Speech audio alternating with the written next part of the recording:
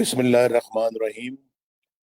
بلوچستان کے غیور بھائیوں، کوئٹہ کے بہادر شہریوں، میرے جوانوں، میرے بزرگوں، میری بہنوں اور بھائیوں، آپ کو نواز شریف کا سلام۔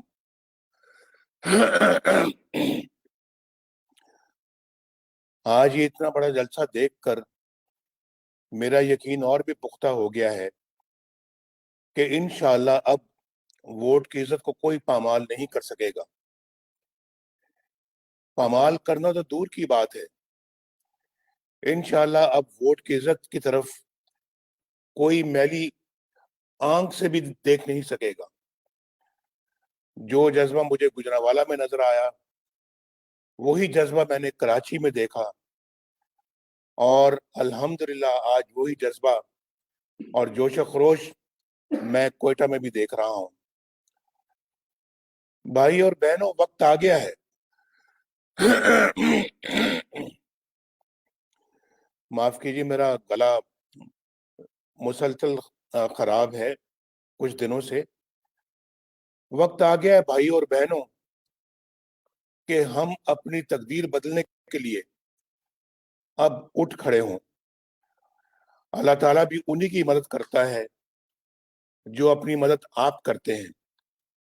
اللہ کا شکر ہے کہ پاکستان کے ہر گوشے کے عوام اپنی قسمت بدلنے کے لیے ایک ہی قافلے کا حصہ بن گئے ہیں۔ آج مجھے اپنے دوست حاصل خان بزنجو کی بڑی شدت سے یاد آ رہی ہے۔ وہ اپنے والد مرحوم کی طرح جمہوریت کے سچے اور کھرے علم بردار تھے۔ ان کی موت میرا ذاتی نقصان تو ہے ہی، لیکن یہ ملک و قوم کا بھی بڑا نقصان ہے۔ وہ ہر فورم پر جرت اور بہادری کے ساتھ اپنا موقف پیش کرتے اور تمام خطروں سے بے نیاز ہو کر سچی بات کہتے تھے۔ اللہ تعالیٰ انہیں اپنے خاص رحمتوں سے نوازتے۔ مجھے کل معلوم ہوا ہے کہ محسن داوڑ اور ندیم اصغر کو کوئٹہ ایئرپورٹ پہ سیکیورٹی کے نام پہ گرفتار کیا گیا ہے اور کسی نامعلوم جگہ پہ منتقل کر دیا گیا ہے۔ ہم سب اس عمل کی سختی سے مذمت کرتے ہیں، اور سیکیورٹی کے نام پر اس طرح کے اقدامات ہماری ریاست کو پہلے بھی بدنام کرتے رہے ہیں اور آج بھی کر رہے ہیں۔ بڑے افسوس کی بات ہے اور کہ یہ حکومت کس طرح کے کام انجام دے رہی ہے۔ میرے بھائی اور بہنوں، بلوچستان پر جو گزرتی رہی ہے وہ ایک نہایت افسوسناک کہانی ہے۔ مری، بگٹی، بزنجو اور دیگر قبائل کے ساتھ جو سلوک کیا جاتا رہا، بلکہ جو اب تک ہو رہا ہے، وہ ہم سب کے لیے انتہائی دکھ اور رنج کا باعث ہے۔ غداری کا لیبل ہر اس شخص کے ماتھے پر چسپاں کر دیا گیا جس نے سر اٹھا کر بات کرنے کی کوشش کی، جس نے ظلم و ستم کے خلاف احتجاج کیا، اور جس نے آزاد قوم کا آزاد شہری ہونے کا حوصلہ کیا۔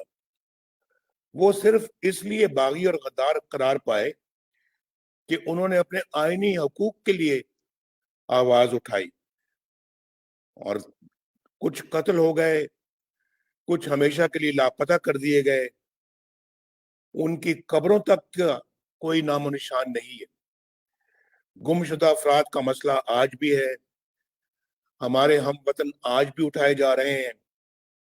کچھ پتہ نہیں انہیں آسمان کھا گیا یا زمین نکل گئی۔ میں جب بھی گم شدہ افراد کی دکھی ماؤں، روتی ہوئی بہنوں، بیٹیوں اور پریشان حال بچوں کو دیکھتا ہوں تو بے حد تکلیف ہوتی ہے۔ کب تک یہ سب کچھ جاری رہے گا؟ کب تک ہماری ریاستی طاقت خود اپنوں کے خلاف इस्तेमाल होती रहेगी। कब तक हम पाकिस्तान के मुहब्बे वतन शहरियों पर बगावत और गद्दारी के इल्जामात लगाते रहेंगे? ख़वातीनो हज़रात, मुझे अच्छी तरह अंदाजा है कि बलूचिस्तान के लोग कैसे कैसे मसाइल का शिकार होते रहे हैं और आज भी किन मसाइल का शिकार हैं। पाकिस्तान के सबसे बड़े सूबे के लोगों की जिंदगी किस तरह गुजर रही है, उनको कौन सी मुश्किलात का सामना है, नवाज शरीफ अच्छी तरह जानता है। मुझे ये भी मालूम है कि मौजूदा हुकूमत की नाअहली और अवाम दुश्मनी की वजह से महंगाई ने अवाम के लिए 2 वक्त की रोटी मुश्किल बना दी है। और सुना है चीनी एक तो 10 रुपए किलो हो गई है, आटा 70 रुपए किलो तक जा पहुंचा है, या शायद इससे भी ज्यादा। नान भाई हड़ताल कर रहे हैं कि रोटी 30 रुपए की बेचने की इजाजत दी जाए। ऐसे में सारा दिन मेहनत करने के बाद एक मेहनत कश 2 वक्त 2 रोटियां भी खाए, यानी 2 वक्त सुबह दोपहर और शाम अगर 2 रोटियां भी खाए तो महीने के 3600 रुपए खर्च करने पड़ते हैं। और अगर घर में 6 अफराद हों, जो कि आमतौर पे होते हैं, तो सिर्फ रोटी पर और कुछ नहीं, रोटी पर 21,000 रुपया वो कहां से लाए। चीनी, घी, दालों और सब्जियों की कीमतें आसमान पर पहुंच गई हैं और दवाओं की कीमतें इतनी ज्यादा हो चुकी हैं कि दवाई के अखराजात के बाद घर वालों को समझ नहीं आती कि घर के बाकी अखराजात कैसे पूरे किए जाए। गुर्बत में बेपनाह इजाफे की वजह से लोग अपने बच्चों को मौत के मुंह में जाते हुए देखते हैं, मगर दवाई खरीदने की ताकत नहीं रखते। आज इस तरह के पाकिस्तान में हम रहते हैं, यानी ये मुल्क इस तरह का बना दिया गया है। आज किसान बदहाल है, ज़राअत तबाह, सनतें तबाह, कारोबार तबाह, रोजगार तबाह, पूरा मुल्क की तबाही के गड़े में उतार दिया गया है।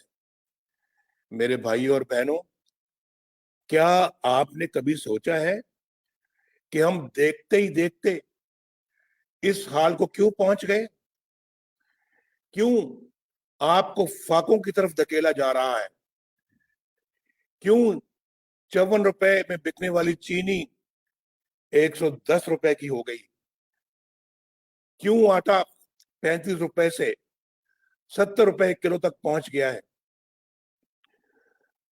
और क्यों महंगाई बेकाबू हो गई और अच्छे खासे खाते पीते घराने वाले लोग आज माली मुश्किलात का शिकार हो गए? क्यों तरक्की करता हुआ पाकिस्तान, आगे बढ़ता हुआ पाकिस्तान बर्बाद करके रख दिया गया है? क्यों पाकिस्तानी रुपया आज नेपाली